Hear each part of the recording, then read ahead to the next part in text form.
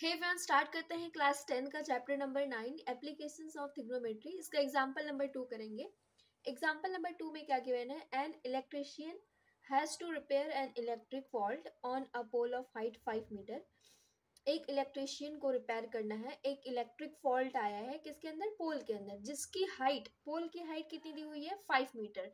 तो देखिए, जैसे मैंने ये पोल बना दिया वर्टिकली, जो कि स्टैंड होगी ग्राउंड के ऊपर और 90 डिग्री एंगल बनाएगा। तो ये इसकी लेंथ कितनी है? 5 मीटर है। She needs to reach a point 1.3 below the top of the pole to undertake the repair work. उस लड़की को जो काम करना है, जो रिपेयरिंग का काम करना है, तो पोल का जो टॉप है, जैसे जैसे क्वेश्चन बोला जाए वैसे वैसे देखिए समझते जाइए। She needs to reach, उसे पहुंचना है, जरूरत है किस पॉइंट पे? A point 1.3 below the top, top से 1.3 मीटर क्या होना चाहिए? नीचे होना चाहिए। यहाँ पे मीटर आएगी यूनिट, तो 1.3 मीटर उसे क्या करना है? नीचे जो भी कंस्ट्रक्शन का काम करना, सॉरी, जो भी यहाँ पे रिपेयर वर्क करना है वो टॉप से 1.3 नीचे काम करना है। तो यहाँ पे काम करना है। मैंने यहाँ पे देखिए, ये इसका टॉप है पोल का, पोल का टॉप, यहाँ से हमने 1.3, ये इसके नीचे इसकी जो मेजरमेंट है, यहाँ पे इसको जो भी रिपेयरिंग का काम करना है वो यहाँ पे करना है। ओके, फिर इसके बाद क्या बोला गया है? What should be length of the ladder that she should use which when inclined at angle 60 degree to the horizontal?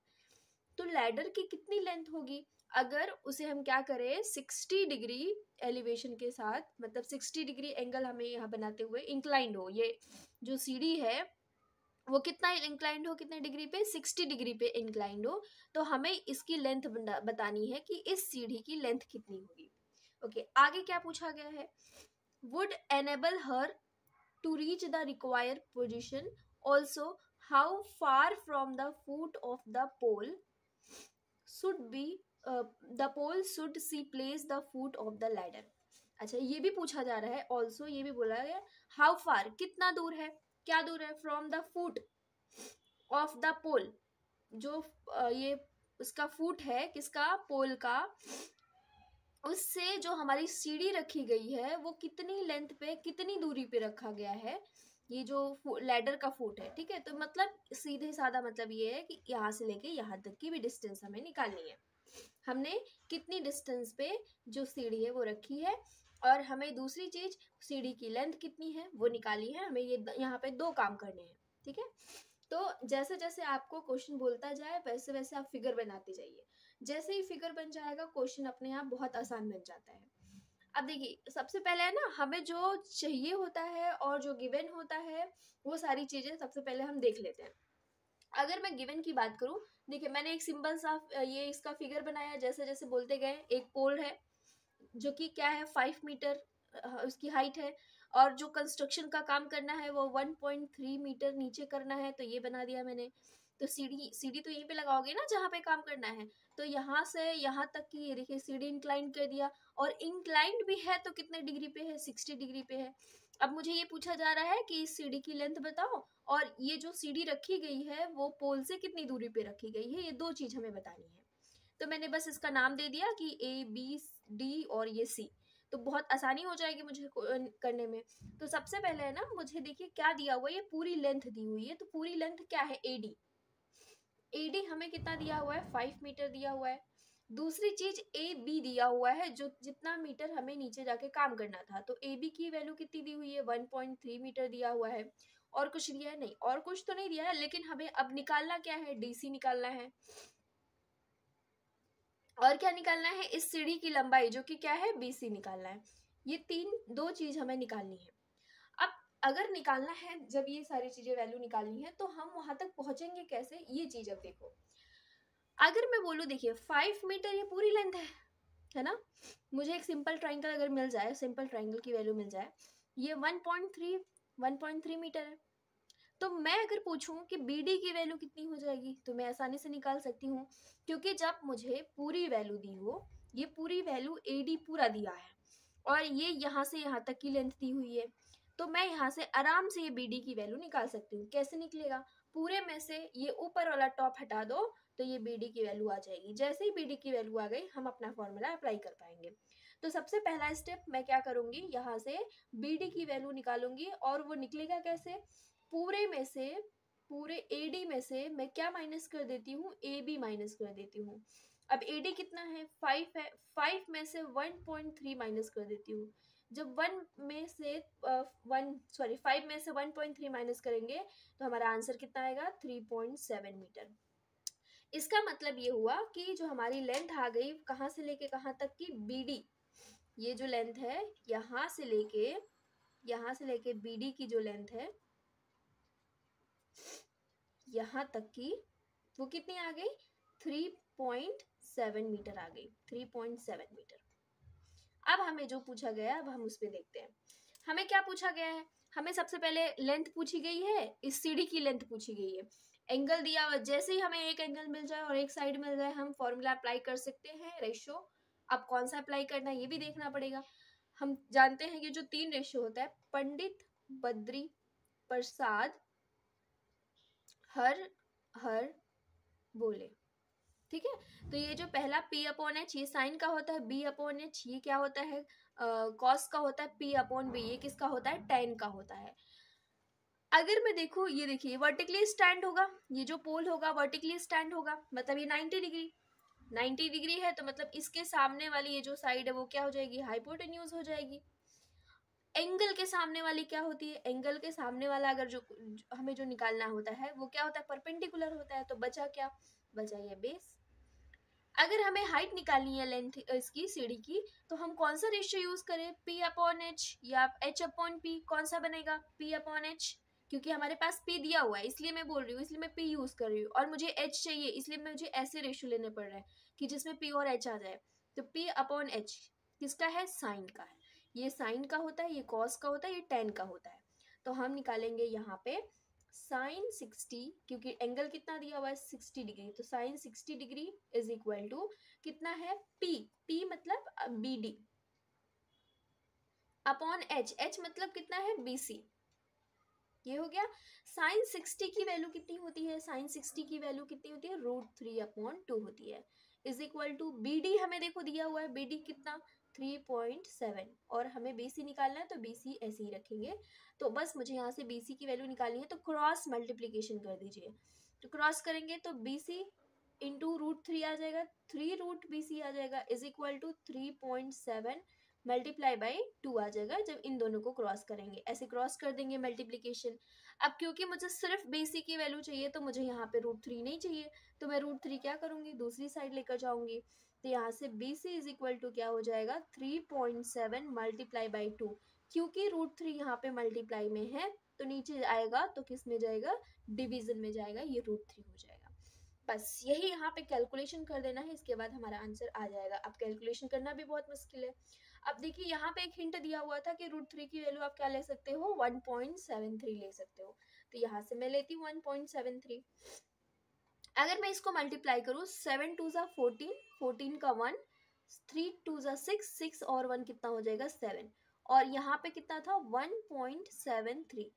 अब मुझे इसको डिवाइड करना है, तो बस मुझे ये डिवाइड हो जाए तो हमारा क्वेश्चन आसान हो जाएगा, हमारा आंसर आ जाएगा। सबसे पहला है ना, अगर पॉइंट आपको दिख रहा है ना तो पॉइंट खत्म कर दो। पॉइंट कैसे खत्म होगा, अगर ऊपर देखिए पॉइंट के बाद कितने डिजिट, 1 डिजिट, तो अगर मुझे यहाँ पे पॉइंट खत्म करना है तो सिंपल 74 लिखो, और क्योंकि पॉइंट के बाद 1 डिजिट था तो नीचे मल्टीप्लाई कर दो 10 से।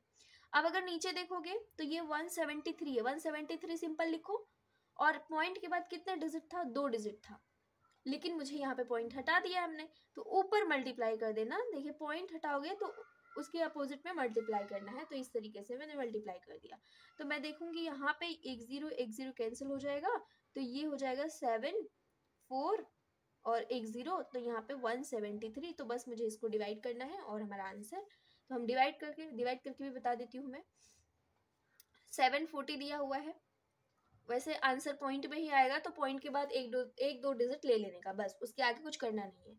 अगर मैं इसको डिवीजन पे जाऊं तो 173 740 पे जाना है, तो डिवाइड करने का भी एक तरीका होता है। देखिए 74 जाना है, 17 के टेबल पढ़िए, 17 के टेबल में 74 से कितनी या कम वैल्यू मिल जाए हमें, तो जब हम 17 का टेबल देखते हैं तो कितनी बार जाएगा, हाँ 17 4 जा कितना होता है 68, तो 17 4 जा 68 होता है। तो बस अगर 17 5 जा हम करेंगे तो कितना हो जाएगा 85 हो जाएगा, तो वहीं पे हम स्टॉप हो जाएंगे। तो इसके बाद हम आगे बढ़ेंगे ही नहीं, क्योंकि 85 74 से ज़्यादा हो गया, तो बस हम 4 पे स्टॉप हो गए और 4 से मल्टीप्लाई कर दो। तो 4 3 जा कितना 12, 2 1 बचा, 7 4 जा 28, 28 और 1 9 हो गया, 1 बचा, और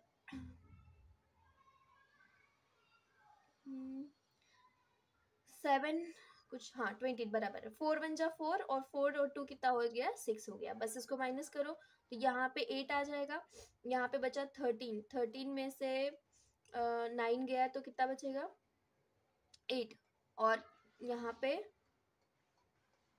ये 8 हो गया, और यहाँ पे कितना 13 4 बचेगा, 13 में से 4, ठीक है। तो ये 48 आ गया। अब हम क्योंकि जाएगा ना नंबर नहीं, तो बस 0 लगाओ और यहाँ पे पॉइंट लगाओ और यहाँ पे 0 लगाओ। अब देखते हैं 17 2 जा 34, 34 बाय 2 बाद में ही जाएगा, 17 2 जा 34, तो यहाँ पे 3 2 जा 6, 7 2 जा 14, 14 और 7 2 जा 14, हाँ 14 का 4 1 3 2 1 जा 2 एंड 3 हो गया। यहाँ से माइनस करोगे तो यहाँ पे 4 आएगा, यहाँ पे 7 बचा है, 7 में से 4 माइनस करोगे तो 3 आएगा, और फिर से एक बार लेकर जाते हैं, और यहाँ पे भी 1 बच रहा है तो 1 बचेगा। अब देखिए 134 तक जाना है, 134 17 के टेबल में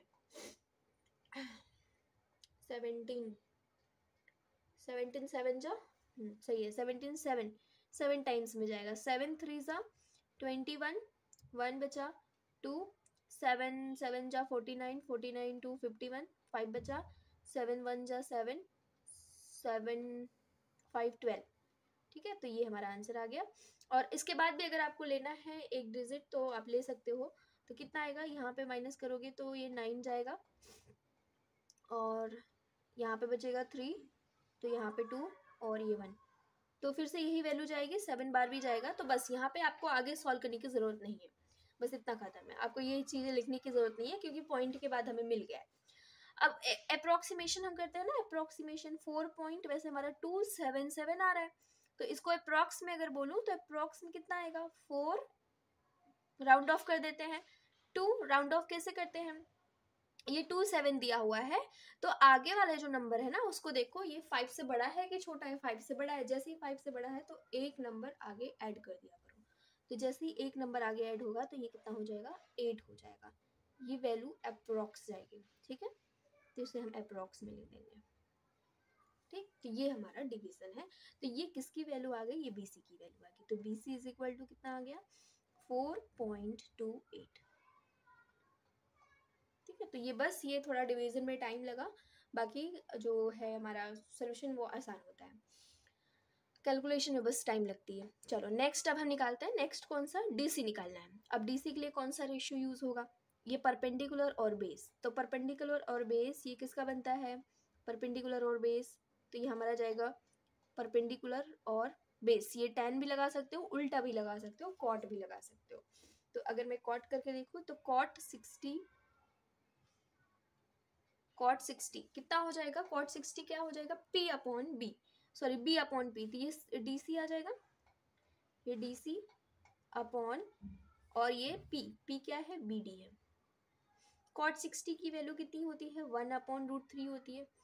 DC हमें कितना दिया हुआ, नहीं दिया हुआ, इसको हम ऐसे रखेंगे, और BD हमें दिया हुआ है 3.7, तो यहाँ से अगर मैं निकालूं तो DC की वैल्यू कितनी आ जाएगी, क्रॉस मल्टीप्लीकेशन करूँ तो √3 DC इज इक्वल टू 3.7 आ जाएगा। तो क्योंकि मुझे DC की वैल्यू चाहिए तो 3.7 ये इधर मल्टीप्लीकेशन में है, इधर आएगा तो डिवीजन में आ जाएगा। अब अगर आप ध्यान से देखोगे यहाँ पे 2 टाइम्स था, 3.7 इंटू 2 था, तो हमारा आंसर आया था 4.2 अप्रॉक्स। यहाँ पे 1 टाइम्स है, मतलब उसका आधा है ना, तो जब भी आधा है तो मैं इसी को आधा कर देती हूँ, ये जो हमारा आंसर आया तो इसको डिवीजन करने की जरूरत नहीं है आपको वापस, ये भी अप्रॉक्स में ही आएगा। तो 2 2 जा 4, 2 1 जा एंड 2 4 जा 8, तो ये जो वैल्यू आ गई वो अप्रॉक्स में आ गई, ये हमारा आंसर हो जाएगा, ठीक है। तो आपको इतनी मेहनत करने की जरूरत नहीं है इसमें कैलकुलेशन में, तो 2.14। तो ये हमारा क्या आ गया, कितनी दूरी पे सीढ़ी रखा गया है 2.41 मीटर पे, और दूसरा दूसरा कितना है, दूसरा सीढ़ी की लेंथ कितनी आ गई 4.28 मीटर। ठीक है, तो ये हमारा आंसर है।